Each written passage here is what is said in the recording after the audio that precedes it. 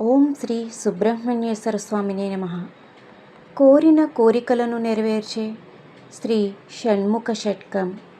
సంతానం, సంసారం, సంపద వృద్ధి కోసం తప్పకుండా వినవలసిన షణ్ముఖ స్తోత్రం. ఈ స్తోత్రం నిత్యం పఠించడం వల్ల రాహుగ్రహ, కుజగ్రహ దోషాలు, శత్రుబాధలు, రోగబాధలు, పిశాచ బాధలు తొలగిపోయి అఖండ ఐశ్వర్యం ప్రాప్తిస్తుంది.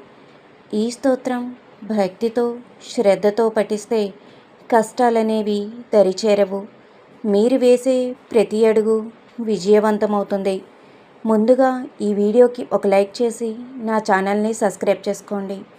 నా ఛానల్ గ్రోత్కి సపోర్ట్ చేయండి. గిరితనయాసుత గంగాపయోదిత గంధ సువాసిత బాలతనో గుణగణభూషణ కోమల భాషణ క్రౌంచ విధారణ కుందతనో గజముఖ సోదర దుర్జయ దానవ సంగ వినాశక దివ్యతనో జయ జయ హే గుహ షణ్ముఖ సుందర దేహి రతిం తవ పాదయుగే ప్రీతిగిరి సంస్థిత భక్త హృది స్థిత పుత్రధన ప్రదరమ్యతనో భవభయమోచక భాగ్య విదాయక భూసుతవారసు పూజ్యతనో बहुभुज शोभित बंध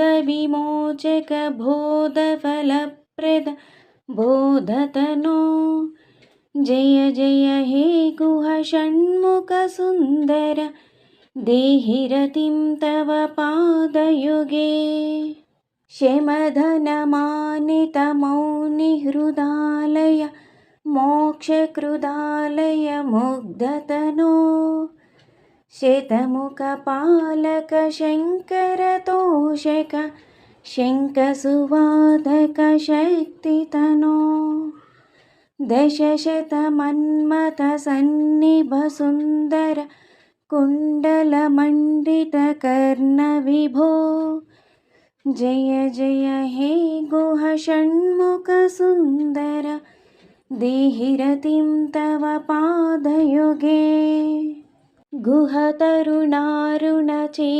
परिष्कृत तारक मारक मारतनो जलनिधि तीर सुशोभिवरालय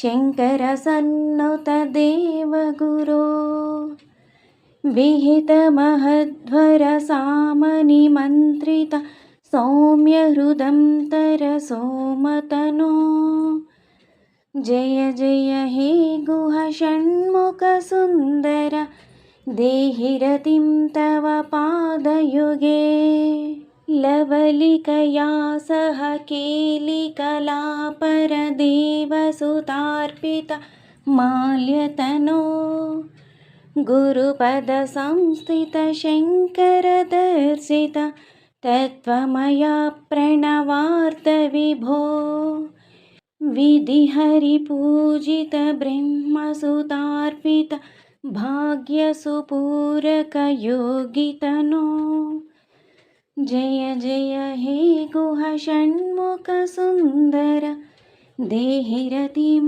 तव पादयुगे कलिजन पालन कंजसुलोचन कुक्कुटकेतन केलितनो कृतबलिपालन बर्हिणवाहन फालविलोचन शम्भुतनो शरवण संभव शत्रुनिबर्हण चन्द्रसमालन शर्मतनो जय जय हे गुह षण्मुख सुन्दर देहि रतिं तव पादयुगे शुकदमनन्तपदान्वित रामसुदीक्षित सत्कविपद्यमिदं शरवणसम्भवतोषधमीष्टदमष्टसुसिद्धिदमार्तिहरम्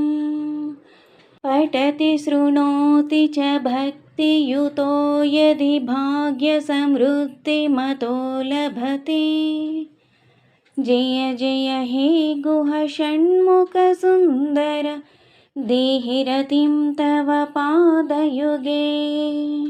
इति श्री अनन्तरामदीक्षितकृतं షణ్ముఖస్తోత్రం సంపూర్ణం.